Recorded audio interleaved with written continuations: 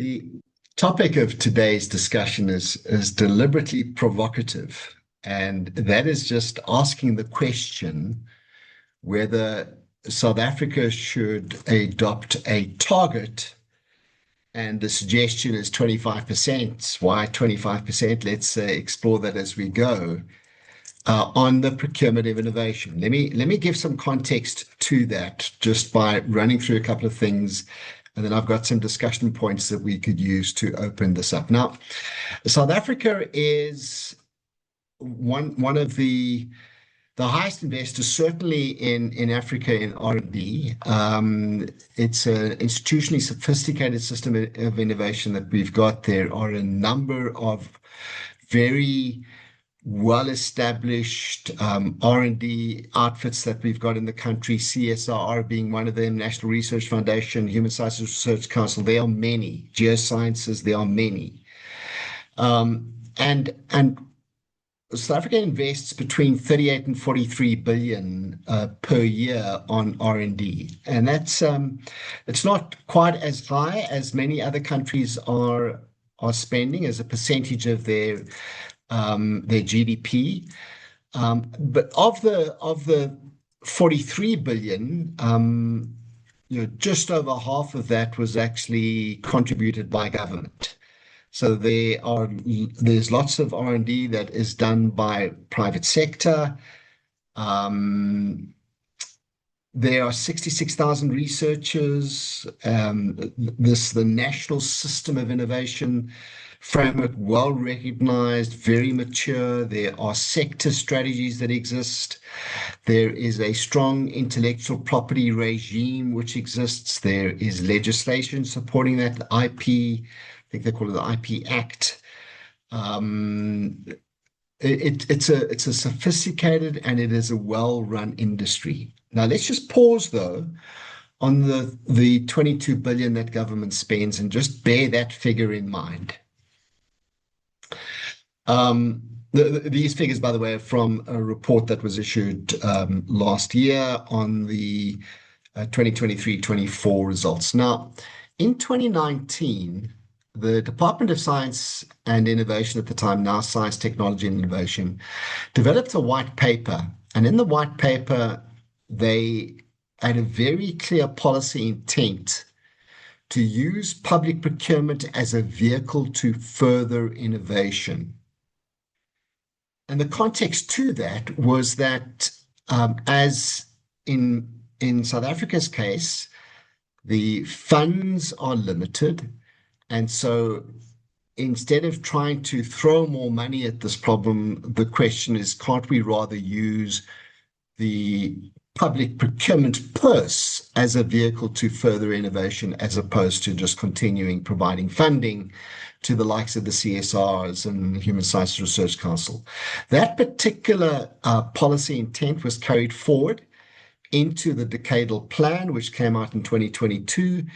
It is under one of the outcomes around enabling innovation environment in South Africa, and there's a very specific goal, 4.4, public procurement as a vehicle for innovation. Now, many of you would be sitting here and saying, yeah, okay, very nice, Sean. That's Department of Science, Technology, and Innovation. I am in Department of Transport. This doesn't apply to me. Could be. However, when we look at the Public Procurement Act of 2024, not yet effective, signed by the president a year and a half ago, there are very specific references to innovation there. A number of them, I've just picked on 3 of those here. And the first one is that there is, in the objects of the Act, so that's right up front, must, among others, and right down at the bottom there, it's promote innovation. Section 22G of the Act. The Public Procurement Office must, in accordance with this Act, promote the use of technology and innovation and learning towards modernization of public procurement system. That's 5.1F. And then very specific to the procuring institutions, it states that the minister must prescribe a framework within which the procuring institutions must develop and implement its procurement system, which includes the promotion of strategic procurement, and then there's four elements within that. The fourth one being stimulate innovation. And we were looking at this with Treasury yesterday, and frankly, the of the four sub objectives in the strategic procurement reference, the only one of real substance is stimulate innovation. The other one, the first one, is actually helping organs of state in other countries buy in other countries. Okay, so yeah, interesting.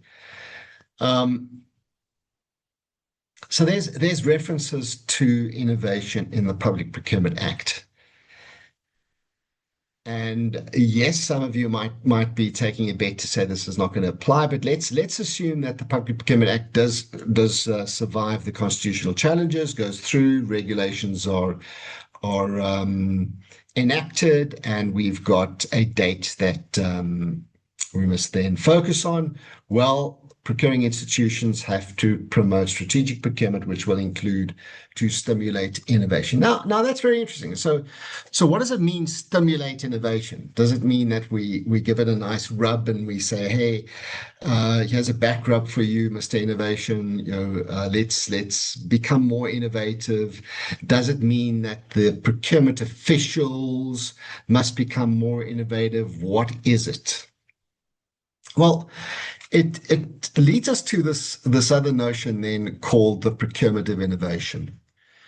And the procurement of innovation, sometimes it's called innovation procurement, is something that countries around the world are embracing very strongly. This particular OECD report of 2017, governments increasingly recognize the immense power of public procurement to solve global societal challenges, improve productivity, and boost innovation while ensuring value for money. Alongside sustainability and inclusiveness, innovation, which underpins jobs, productivity, and growth, remains a policy imperative for all countries. So just highlighting the very strong correlation between innovation in a country and the GDP growth of the country, underpinning jobs, productivity, growth, very important. And there's lots of research and work that has been done in that. Now, those that are embracing this notion of the procurement of innovation are getting results. And there is work that's done to track those, and you can see in the pie chart on the right-hand side here, apart from the one which says results are not yet available, there certainly are benefits that countries are achieving. Now, I've put on this particular slide another extract from that OECD report of 2017. There are many, and there are many more recent ones. This is one where they looked at countries around the world. Among demand-side innovation policies, now let's just focus on that, demand-side innovation policies, okay? Such as innovation-friendly regulations or lead market initiatives. Public procurement is increasingly recognized as a potential strategic element and a policy lever for achieving government policy goals such as innovation, the development of small and medium-sized enterprises, sustainable green growth, societal objectives like public health, and greater inclusiveness. Now, the referencing here to demand side is very significant, and that is because a lot of the funding and a lot of the activity that goes into, not exclusively, but a lot of it that goes into the promotion of innovation, research, development, is what is called supply side. Okay, so we have suppliers out there who have some ideas, and they go and they get funding from various funding institutions, and those funding institutions give them money or lend them money to progress that idea that they've got.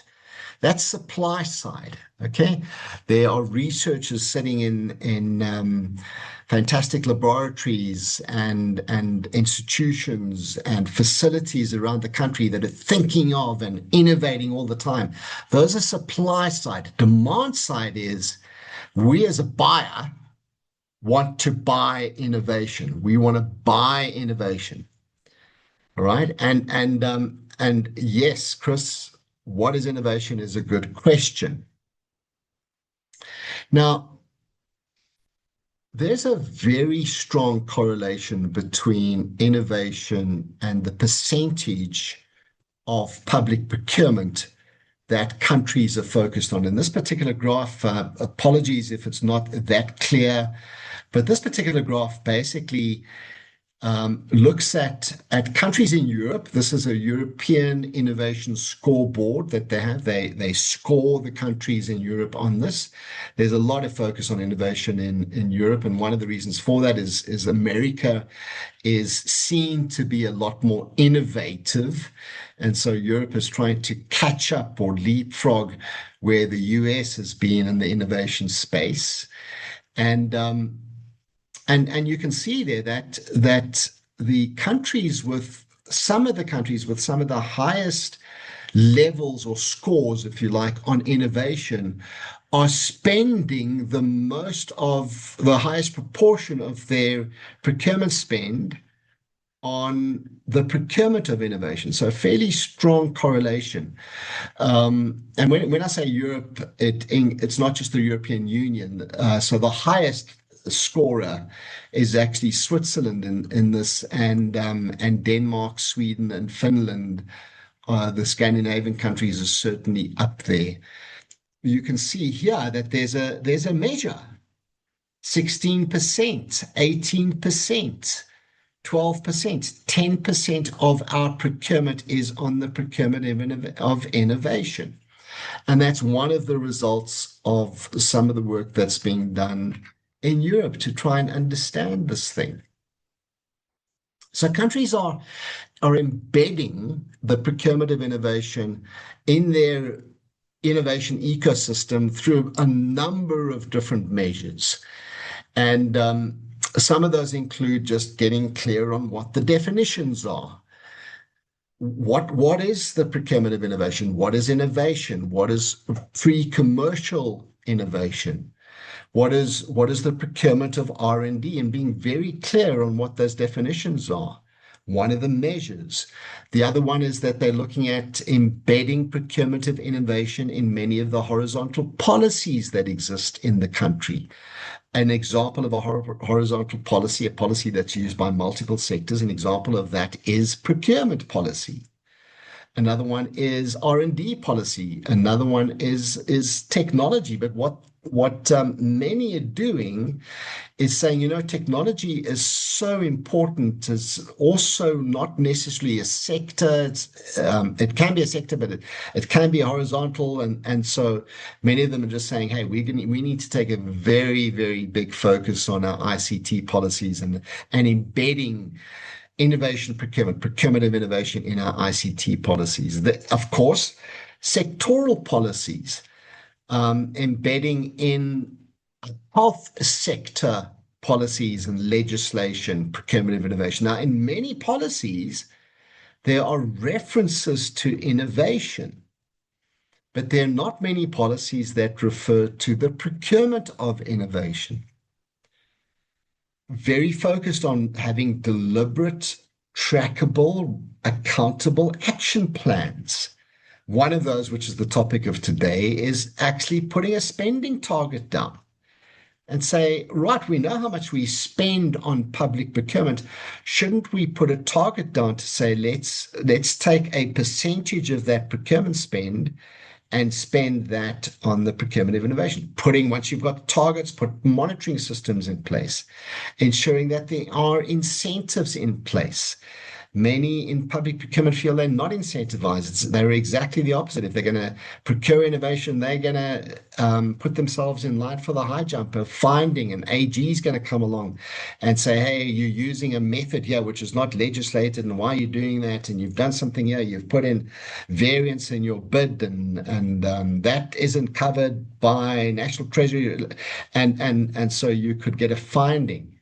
They're doing stuff by saying, hey, capacity building and assistance measures. People don't understand what this thing is. So let's put training programs together. Let's do guides. Let's circulate best practices. Let's put a competency center in place that can support those, not to do the actual procurement, but to support those that are doing it. And then making sure that the last measure is making sure that the market itself is conducive to innovation. And one of those measures is to make sure, for example, that by default, when you are procuring innovation, by default, the IP ownership rights rest with the supplier, not with the state. And so you encourage the supplier to be innovative because they can take what it is that they've put together and they can then commercialize that more and they own that. That's one of those, and just a simple one. I've mentioned it already. Just saying, hey, do your procurement processes allow for variance? If somebody puts out a bid and a supplier sees, hey, interesting, but I've actually got a better solution, not exactly what you're looking for. Let me offer that. Is the market, is the procurement system friendly towards that? So there are lots of things. The question we're asking today is on spending target. And should we have a spending target? Now, where does the 25% come from? It comes from South Korea. South Korea has a target to spend 25% of the public procurement on innovation procurement. And they've taken that 25 and they said 5% is on R&D and about 20% is on the procurement of innovative solutions. That's where the 25% comes from. And if you have a look, people know that South Korea is doing incredibly well as an economy and has been one of the tigers. It is an economy that's doing well. Europe have had for some time a 20% target, and they say of the 20%, 3% must be on the procurement of R&D and 17% on the procurement of procurement of innovation solutions.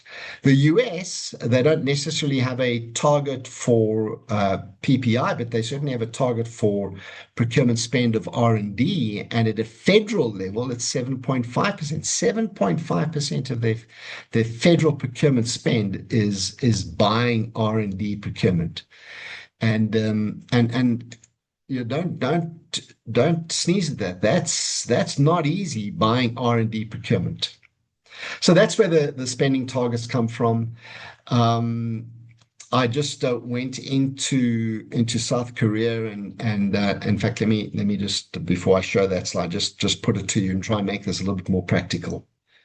So what is the procurement of innovation? Let's one example, and then many of you could think of these ideas, but there's an organization, for example, that might be online today that says, you know what, we want a fire detection system, which is a lot more innovative than the systems that we've got at the moment. And so what we're looking for a fire detection system which embeds in it artificial intelligence that can not just use a smoke detector system that might exist and detect smoke, but also detect the nature of that smoke and use some imaging that might be available to say, hang on a sec, this particular smoke here is not the smoke of a fire, it's something else.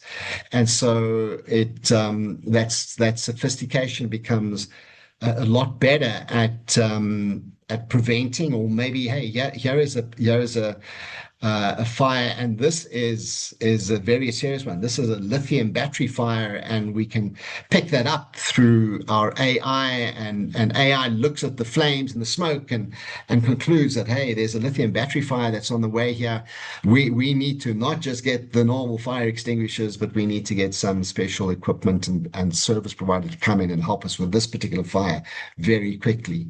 And that's the kind of stuff. Now, and you might be sitting here and saying, okay, well, what do we do as in procurement? Well, the first thing we want to do is we've got to research, right? Are there any solutions out there? No, there aren't. Okay, so how do we buy it? What method do we use? What criteria do we use? It doesn't exist, but we want it. What about issues of IP? What about issues of risk? What about issues of experience? What criteria do we use? What kind of specification do we use to do that? Because putting a specification out there that measures certain things is not going to be easy because we don't know what it looks like. We don't know what it has. We don't know how it performs, but we know we want it and we know that we will benefit from it. And I just share that with you an example because that was one of those that popped up when I looked at Korea, and here they have a particular solution and very interesting. So Korea has a very strong central procurement capability, and in one of the aspects of their systems, they actually have a register of innovative solutions. And here is an organization that in December of last year, a couple of months ago, very proud that their Alpha Shot has now been registered now on their South Korea's database of innovative procurement solutions, PPS Innovation Market, they call it. And so what's happening there now is this is certainly better than the traditional sensor-based smoke detection systems that exist. It's got predictive analytics and visual AI recognition built into it and is being used now across South Korea in schools and hospitals and municipal facilities. An example, an example of the procurement of innovation. Now this brings to mind, and I couldn't find where this existed, but one of the interesting points here is, was this a procuring institution that said, hey, we're looking for a better fire detection and suppression system that has got AI embedded in it, or was this a supply side? It doesn't matter. Even if it was supply side, it eventually ended up in organs of state buying innovation, the procurement of innovation, and fascinating example on that one. Here's some discussion points, and then we'll open it up. I've got a slide or two on definitions of procurement of innovation, which might help. We can talk to that if we need to. But are there too many targets? When the Public Procurement Act is enacted, we're going to have targets for women, percent of procurement spend on women. We're going to have targets for percent of spend on small businesses. We're going to have targets. Is introducing another target, is that going to be one that's just going to break us? We're just not going to be able to cope? Or is this just too important for us to neglect? Can we attempt this under the current legislation of the PFMA, MFMA, triple PFA, or do we need to wait for the Public Procurement Act before we get going? And how well is the understanding on the intersection, the dependencies between the procurement of innovation and small businesses and the transformation of our economy and encouraging the growth of small businesses? How well do we understand that? How well do we understand the procurement of innovation is going to lead to the growth of the economy? Discussion points. There we are, folk. I just wanted to get that out there, give you some thoughts, and looking forward to your comments. Any comments from anybody?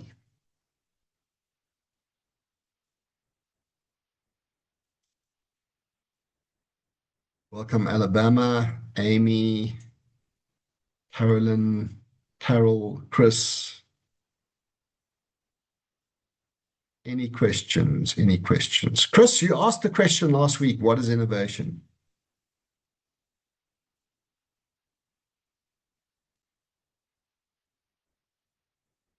Hi, Sean. Yes. Hi, everybody.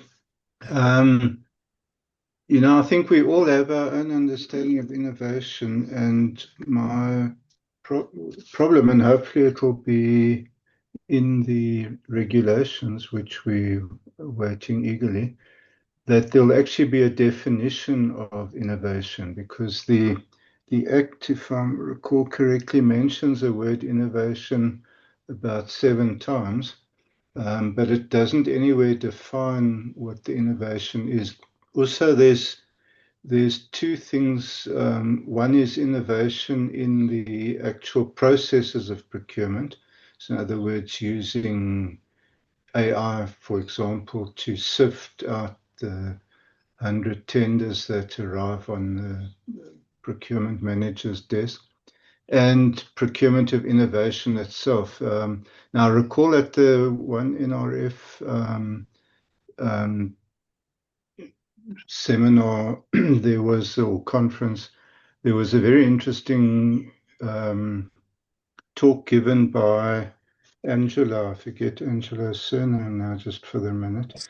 And he spoke about how they procured innovation for the telescope, the SKA The telescope, which at SKA. that stage didn't. So they were trying to procure something which at that stage didn't even exist. So um, it was a kind of research, developed design type of tender. And I must admit, before that, I thought that was almost impossible under the current PFMA. But somehow or other they managed it, and it was by all accounts all very successful. So I think to answer your third question, it can be done. Sorry, I'm rambling a bit here, That's fine. That's but fine, Chris. my real point is we desperately need a definition for Mm, innovation, and it's mm, not in the Act, so hopefully it'll be in the regulations. mm. So let's assume we get that, Chris. Let's assume that we're able to define that. And one of the things that was quite interesting is Prof. Keogh put out an article yesterday, disseminated that article, which is on unsolicited bids. And if you look at the practice note 11, I think it is, on unsolicited bids, it actually says in there that the you can continue with an unsolicited bid as long as it is innovative and or sole provider. It's innovative, and I think it's an and. Um, so we've had it in our legislation for a while, and you're right, we haven't defined it yet, but I think we can. Um, I think the problem, Sean, is that word and. So it's got to be innovated, which is fine, yeah, and the sole supplier. Now, it could be that there's three or four entities capable of developing a yeah, new yeah, technology, and then you actually eliminating the use of unsolicited bids. Now, I think unsolicited bids and procurement of innovation in many ways go hand in hand, because you're trying to procure something that you don't know about yet. yeah. By Or you its didn't know very you nature. needed it. Yeah. Yeah, so I mean, isn't that what Steve Jobs did? He told people we need iPods. We never heard of an iPod. We didn't know we needed it until he told us we needed one, and then everybody needed one.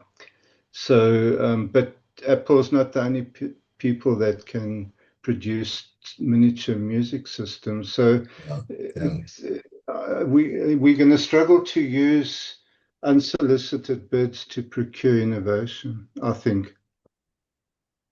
Let me share with you. Hey, Tsepo. Thank you, Chris. Let's jump to Tsepo. Good morning, Tsepo. Welcome. Yeah, good morning, Sean, and good morning to colleagues. Yeah. Yeah, thanks for this, Sean. I think maybe because this innovation, it might be a new thing in the procurement space. Yeah. But yeah, if you look at it, it's quite a good thing. Um, and at the moment, I think we should try and avoid, boxing our thinking into one meaning of innovation because it can be in many ways through, unsolicited bid within a bid conditions, in a sense of that it can either be a new idea or a new method or a new product or a way of doing things, that create value or improve something. So this is what we want to embed into the system. And I think it will definitely help us, to avoid at in other cost in meaning of avoiding, these bidders who just, they're not innovative. They just give you as is, like you gave a very good example of a fire extinguisher, or fire detection, Mm. system, which yes is there, but is there any one who comes with an innovative way of improving such into further, capabilities? So that is something that we should, embrace as a new, entrance into the, procurement space, and hopefully we'll be successful. I'm just wishing that we could have had something before we do the implementation of a study area as part of the R&D to look at within the African continent context.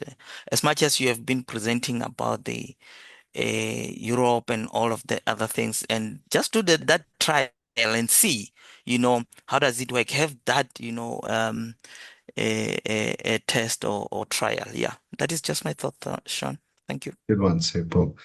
Doing a lot of research on Africa, and there's very little that we've got in Africa where there is this particular focus.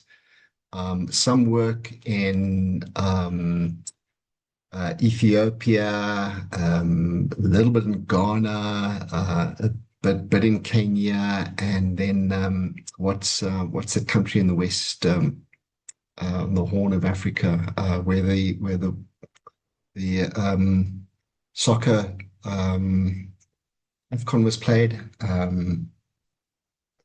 They're pretty strong in that area, but there's not a lot of there are interesting aspects where Morocco. Morocco. Thank you very much. I mean, Morocco is starting to compete with South Africa on automotives and their automotive industry. There are some interesting aspects where if you do take this idea of innovation further and say, what about grassroots innovation, where we procure from communities, community procurement. There really are some interesting aspects if we bring it in there. Um, let's have a look. Nkululeko, good morning. Let's consider the parameters by which we can delineate the concept of agility within national trade, particularly in the relation to capacity to uh, effectively, timely transformation, ensure that both policies and organizational frame are adeptly revised.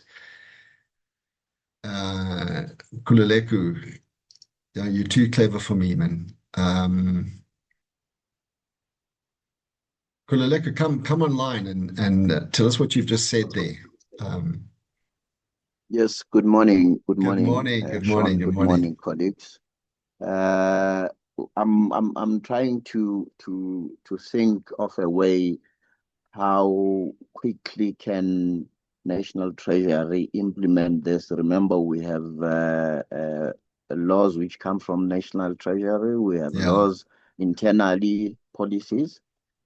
So if this innovation is going to happen as an adopted strategy or process, I'm asking myself, how will the platform be fair or be leveled by National Treasury for all organizations who are dealing with procurement in this particular space? Mm, mm. I think we met with some of the colleagues at National Treasury yesterday. I'm not sure if any of them are on today, but they're just dealing with so much at the moment, and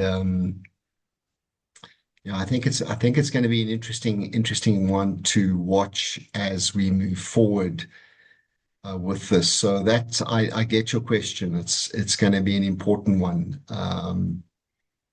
And to what extent is Treasury able to support and encourage this? It's going to be a really interesting one. Let's have a quick look at what Kyle says. Thanks, Leku. My biggest challenge is reducing the legal and audit risk in the process of enabling large-scale innovation.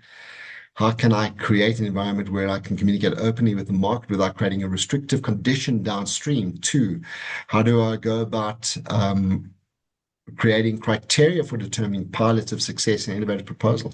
Particularly innovative solution is good. It passed developed criteria, and I want to regularize the solution. How does one convert a standard without competitive risk downstream? Kyle, brilliant questions. And that's why we've got to look at this very holistically. And as Treasury said yesterday, we've got to bring the AG into this, because this is not going to work if we allow them to continue working in the same way as they're working. Chris agrees with Tsepo and Lindiwe. I think the intersection between procurement innovation and promotion of small business is increasingly recognized, but in practice is only partially understood and very often poorly implemented, especially in the public sector. Practical examples: technology leashes, absolutely, AI, biotech, dominated by SMMEs. I remember a discussion, I think this happened at the NRF, where somebody from Tshwane municipality was sharing that they have a focus on supporting small businesses and helping small businesses develop new technologies, and Tshwane run hackathons with CSIR. I think with one of the universities, I don't recall who, and one of their big challenges are they come with these great solutions through these processes and these initiatives and these hackathons they have, and then they struggle to get the municipality to buy it. And it was just such a plea for help from them. But it's please don't say, hey, South Africa doesn't have the suppliers and we're not mature enough and we don't have. Gee, please just go and spend some time at some of these hackathons and some of these the technology strength that we've got in particularly among SMMEs is particularly strong and very, very just exciting. I think if we can get this right, it's an exciting space. Let's go to Michael. Good morning, Michael. Morning, Sean. Just a comment. When you're looking at the procurement of innovation, one needs to be careful that you don't end up with innovation being in the eye of the beholder. And if you look at the patent infringement lawsuits in the space of renewable energy that are going on at the moment between manufacturers of different PV systems and inverters, it's actually quite frightening. And the consequences of the outcomes of those patent lawsuits can also be quite frightening if you are one who has purchased those products and you are at the receiving end of an adverse international court decision. But to procure innovation, the state will have to review how it populates the bid committees, because all of a sudden, you are going to need technocrats as opposed to bureaucrats, because technocrats must be able to evaluate whether a proposal is effectively innovative or not, or that it proposes innovation or not. And having an administrator who knows very little about the subject matter isn't going to help in determining whether innovation is being offered or not. But sure, South Africa has produced some of the most amazing things, including the first lithium-ion battery that was the patent of which was sold to China. I think the CSR was the first one to produce a lithium-ion battery. I mean, in the range of CT scanning, De Beers designed a CT scanner for detecting diamonds, and nobody in South Africa would produce it, and eventually it's being produced overseas. So there is a story. I mean, the dollars. We are certainly capable, but somehow we don't seem to, as you say, be willing to take the risks. And that sort of approach would probably need to change. Thanks, Mike. I thought you might be raising the issue around innovation in construction and infrastructure, and certainly that brings to light then the issues of sector specific targets, that some targets might be different for some sectors versus others. And how do you, if a large infrastructure project makes use of an innovative material that comes through, I forget the name of the organization that in the construction industry that is encouraging innovation in construction, but makes use of some of the innovative technologies around the construction industry. Is it the percent of the bill of quantities on that product, which then goes towards, or is it the entire construction project?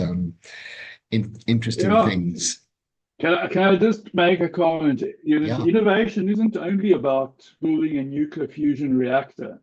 In the late 80s and early 90s, my firm was involved in the first community-based electrification projects, which was a completely innovative way of delivering electricity to informal settlements. Yeah. And there was buy-in for a while, and then it just kind of died out. I don't want to go into the details, but that was also innovation, and particularly when it comes to infrastructure. And so, I don't want to get into the definition now, but there are many aspects to innovation. There's something called adaptive innovation, where you say this particular product doesn't exist in this country, but it does exist in other countries, and so we take it from another country and we adapt it for South Africa. That's still defined as innovation. There is a product, and we were able to change that particular product or a service, and we're able to change that particular product or service to do something differently, is also innovation. So many ways that we can do it, and certainly it is something that needs to be done, is to define that. I didn't read out probably all of your questions and comments are good, but I didn't read out the first one. And I wonder if Mutau is able to unmute and if he's still with us, because he's asked such an insightful question. Mutau, are you still with us? Yes. Can you chat? Yes, can you hear me?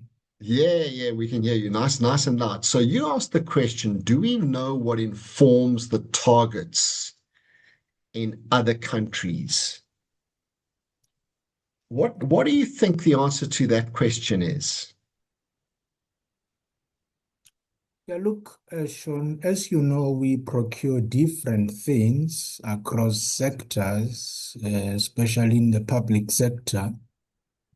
The issue of target is important because there will be entities that might not procure so very complex things that procurement of innovation might be minimal, if not at all not there in some financial years. Yeah. So the question is, how did they come to their targets? Maybe if we have such data, it can assist us to see if that particular approach can work, because not everything that works out there can work for South Africa. And we have proven that many a times. So we try to implement things that work perfectly elsewhere without checking why they worked, and they fail dismally the third time.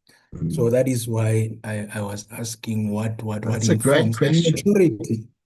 and the maturity of legislations and how allowable it is to implement innovation. It's also important. As we speak now, only tiny component of innovation is in the act that is still not effected. So, yeah, I think that is where comes the question, Sean. Thanks. It's a good question, and I certainly don't know at this point. Where do you think the 20% comes from? And so, I mean, the other question you've raised is maybe the targets will change over time. Maybe we start with 5% as they had in Russia a couple of years ago. And I think it was Russia that started at 5, or it might have been something less than that, and then they moved it up to 5, and it progresses. Europe certainly didn't have 20% when they started. Now, if you take, let's say 50 billion, if you take 50 billion, what is currently, that's what on the supply side we're spending on R&D, right? As a country, that's the, I think it's 43 billion. 43 billion divided by 1,000 billion, which is the procurement spend. I think our procurement spend is a little bit more than that. But if you take that, what is it? It's less than 5%, it's 0.5%, is it? 50. Come on. Sorry, folk. 50 divided by 1,000. Sorry, I'm an engineer. Yeah, it's 5%. So currently, if we didn't take such a bottom-up approach to putting this target together, and we did like a top-down, we had a visionary leadership target setting approach to this. It could be, hey, our current supply side expenditure on R&D is 5% of our procurement spend. Why don't we at least start with that? Or it might be completely different. And when Kennedy, President Kennedy in the USA, had the mission to put a quote unquote man on the moon, they didn't say, well, let's first have a look and see whether we have the technology. Let's look and see if we've got the capability. Let's look and see if we do that. And depending on the bottom-up approach to this, we'll decide if we put a man on the moon or we send them up halfway.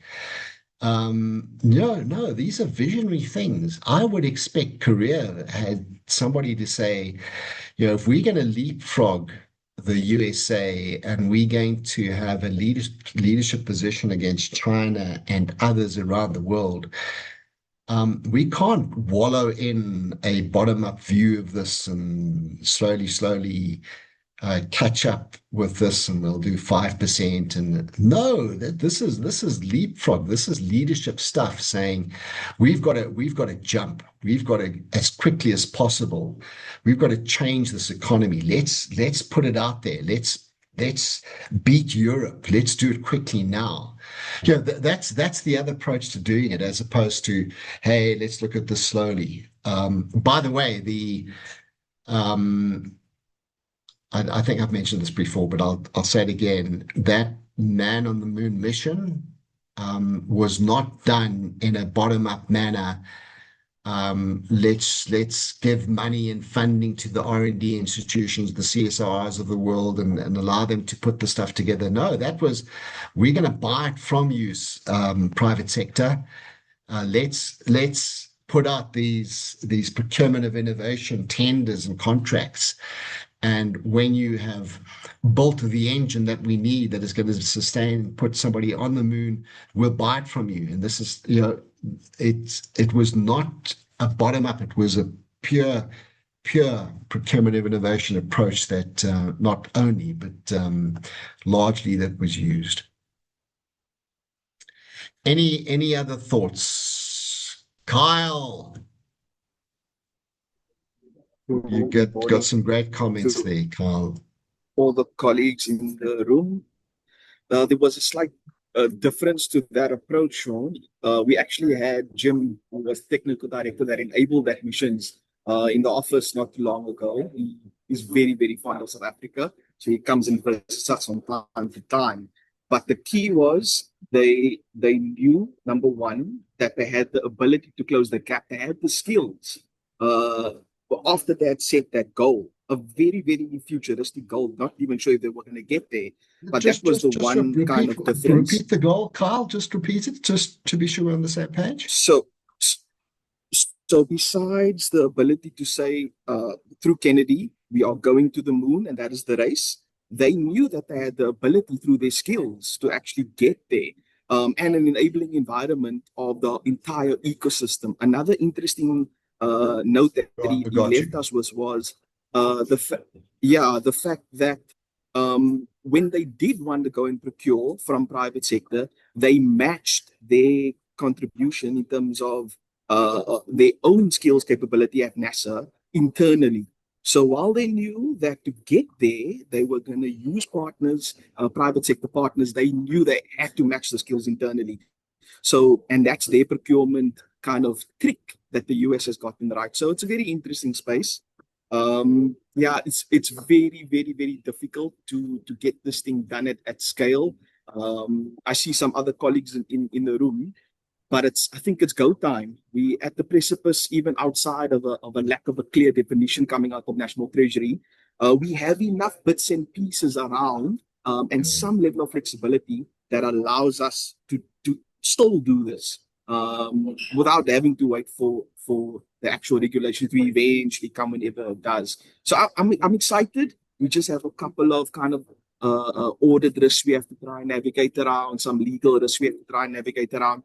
But the key is transparency. I think that's the most important part. If you can be very clear about your metrics of success and criteria for how you're going to be measuring that innovative solution through the procurement space or supply chain, and that is openly communicated so that there's no behind closed doors dealings with the private sector, etc. If you can communicate openly, I think we have less risk within this space. But thank you for this topic. It's one that's very close to my heart. Good one, Carl. We're going to continue to engage. Good one. Thanks for that. Let's jump to Mike, and then we can start to close off.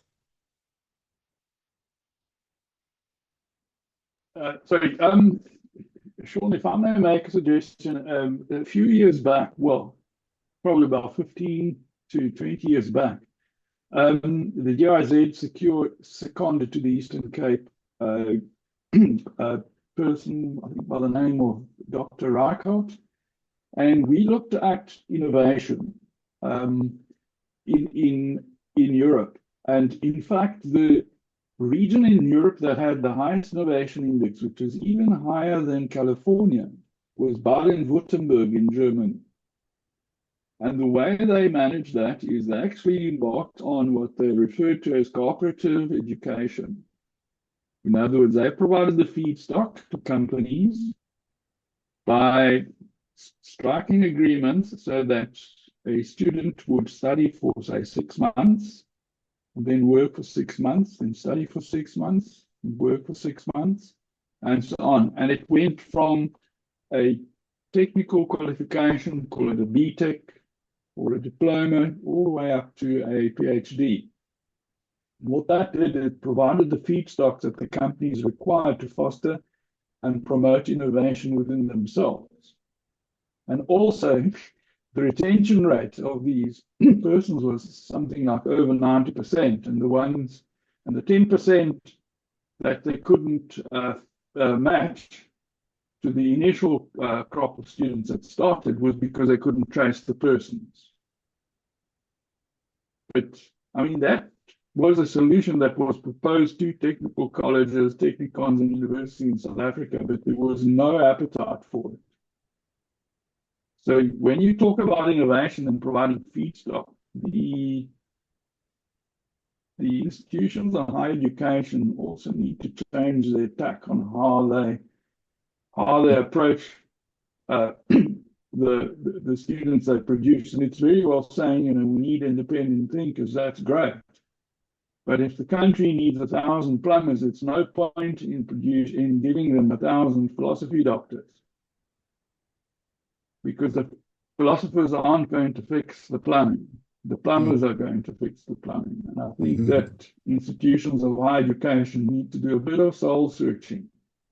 And I say that as an engineer. I made a comment once, I'm an ex-UCT student. I made a comment to the dean. I said, you talk about changing the structure of universities, which is very well. I said, when I studied engineering back in the 1980s, the pass rate from first year to fourth year was 20%. The pass rate now in 2015 or 2020, wherever it was, is still 20% from year 1 to year 4. Now you talk about transforming universities. Surely you're going to look at that as well, and how you produce what the state pays for, because at the end of the day, it's our money that is given to universities. So there's a whole host of different things that need to happen, because otherwise what we're going to do is we're going to buy innovation from somewhere else rather than producing it ourselves. Good one, Mike. Thank you. Komotso, good morning.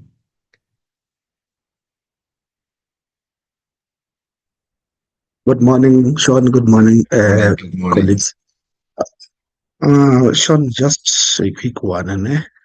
This topic is interesting. I mean, there's a lot that needs to be done for us to be able to move to innovative procurement. Like the issue of digital transformation in procurement.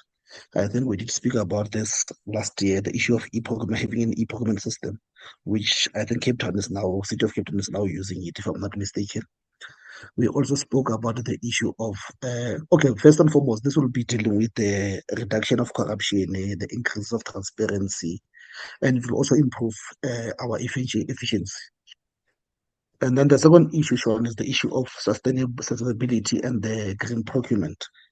I think we spoke about green procurement last year, if I'm not mistaken, Sean, where we were speaking about the environmental responsibility of sourcing, the ethical sourcing standards, the carbon footprint. Yeah, as we did discuss last year, the carbon footprint reduction in supply chain and the likes. This basically will be how procurement is being used as a tool to fight climate change globally. The other issue was our traditional day-to-day procurement versus our strategic procurement. This will be looking at how global companies use procurement to drive innovation and competitive advantage. Are we going to be having long-term supplier partnerships, the category management of those strategies, moving from traditional buying to value creation and the likes? Taking into account the example of Toyota. And then you just spoken about the next one that I'm about to talk about, the one of Apple collaborating closely with strategic partners. This is for supply innovation and collaboration, where we'll be looking at how procurement is shifting from cost reduction to innovation enablement, where we are having supplier performance scorecards, co-development with suppliers, any supplier involvement in your product development and the likes. And then let's speak about the risk. Risk management and supply chain resilience, where we're going to be checking how procurement can balance or must balance the cost, the risk, and the continuity in a volatile global environment. We can take lessons from what we saw during COVID-19, the issue of geopolitical risk management, multi-sourcing vis-a-vis several sourcing strategies and the likes. And then how the public procurement is reforming worldwide, Sean, where we look at how governments are modernizing their procurement to improve governance and public trust. The issue of procurement, while being a transparent and anti-corrupt system, being an open contractor system, and the likes. I think lastly, Sean, let me also talk about the last two procurements for environmental social governance, where we'll be checking how we comply to become where compliance will become a mandatory tool in this regard, for us to be able to know the responsibility of the supplier. When we're checking suppliers, we screen the suppliers for how responsible are they in terms of adhering to environmental and social governance, the human rights compliance in the supply chain, and also the social procurement diversity. Lastly, the artificial intelligence, Sean, and the data analysis. Corporations are using big data to optimize procurement spend globally. So this would also enable us to easily be able to predict spend analysis, to have fraud detection systems, and then to be able to get into automation, smart contracts, and the likes. Yeah, that is my 2 cents points, Sean. Brilliant, brilliant. Trevor, where are you based? What part of the world? I'm at Harrisburg, the TVET College. I'm still there. Okay. Brilliant. Department of Higher Education and Training.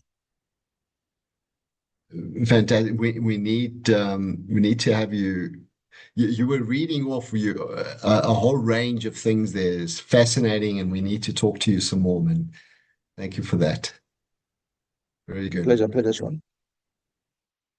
Nkululeko, really important point in Nkululeko. Procurement innovation represents commendable initiative, however, but bears resemblance to the current landscape on AI. Much like AI, we find ourselves lacking comprehensive legal frameworks, address specific risks, such as algorithmic bias, and that's an AI particular risk, accountability, ethical. Those are all the issues that we've got in the AI side. Nkululeko, one of the things that is interesting for me is that we are doing this, right? We are buying procurement at the moment. But because we don't have a strong procurement system that enables procurement of innovation, a lot of the procurement that is bought through deviations, through sole source, single source procurement methods. And that's not necessarily very ethical and isn't necessarily always the right way to do these things. Certainly much higher risk of unethical behavior in those kinds of methods. Not to say that all methods like that are unethical, but certainly the risk is higher. But Nkululeko, so do we wait? Do we use this opportunity now of the Public Procurement Act to put in place those measures that we need to counter the issues that we're experiencing? That's why we're starting this discussion. That's why I'm starting this discussion. Is we've got to start thinking through this. We've got to start understanding what this thing is. We've got to start putting the capabilities in place to help us with this. There is just too much to lose if we don't get this right. And it's going to be a big thing. I think we've got massive opportunity in the country if we can start to embrace this.